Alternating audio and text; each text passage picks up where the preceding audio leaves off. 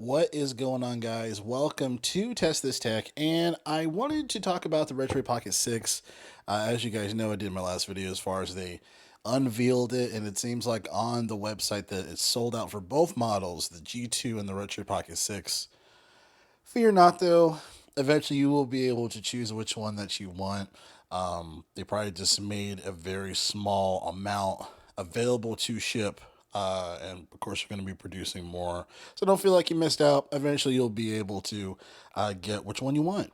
But right now, let's focus on which one you should get specifically. There's a couple of things that I didn't mention in my last video that I was thinking about today, and that's mainly about ergonomics. The ergonomics from the Retroid G2 seem to be almost exactly the same, design wise at least, as the Retroid Pocket 5. So if you look at the Retroid Pocket G2, and this is something that Joey Handholds brought up, shout out to Joey, as far as for the framework, it looks like it's about the same. So ideally, you would think that the ergonomics are going to be about the same. The analog sticks are right there, the D-pad, same positioning. It looks like it's just a slightly more powerful Retroid Pocket 5, in which it is, right? Which it is. It just has that newer Gen 2 processor, supposed to be a little bit faster.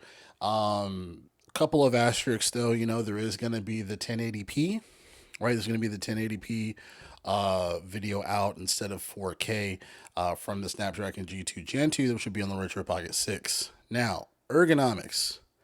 I'm a little worried about the ergonomics for this Retroid Pocket 6. If you look at the Retroid Pocket 6, and I'll have a video here, or not a video, a picture, showing the design of it. And the design of it, which is kind of interesting, is that it reminds me more so of a TrimUI Smart Pro.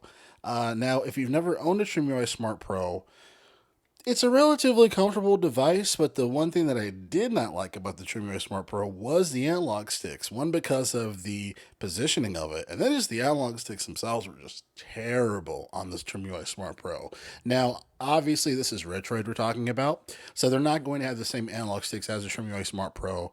They have some of the best analog sticks in the retro handheld business here, so I wouldn't worry about that. I'm mainly worried about the positioning of those analog sticks for the Retroid Pocket 6. When you're holding the device, if you're trying to do something that's more first-person shooter based, or something where you're going to be using the analog sticks more than the D-pad, this might be arguably more uncomfortable than the Retroid Pocket 5 and more uncomfortable than the Retroid Pocket G2, since it looks about the same ergonomics. At least for the G2 and the Retroid Pocket 5, the analog sticks are a little more, centered on the side of the device, slightly inward but centered. So you're at least getting a little more grip. So when it comes to the Retroid Pocket 6, one would say, well, a grip would be an easy fix, right? Which in some cases, it was fairly decent, a lot better when it comes to the grips on the Retroid Pocket 5. For the Retroid Pocket 6, though, I mean, the analog sticks are further down on the bottom of the device. So even if you did get a grip, it it may resolve it, but it might make it a little bit worse. Not worse, but it might not resolve it at all. So obviously, when it comes to price to performance, and if we're talking about what the features the Retro Pocket 6 has, it blows the G2 out of the water, right? The Snapdragon starting at 8 Gen 2 is one of the most compatible chipsets when it comes to the mesa turnip drivers. So when it comes to just like playing a myriad of different platforms, PS2, GameCube, Switch, Win later stuff, Game Hub stuff, it's gonna be able to do it all, really, right? It's gonna be able to do it all.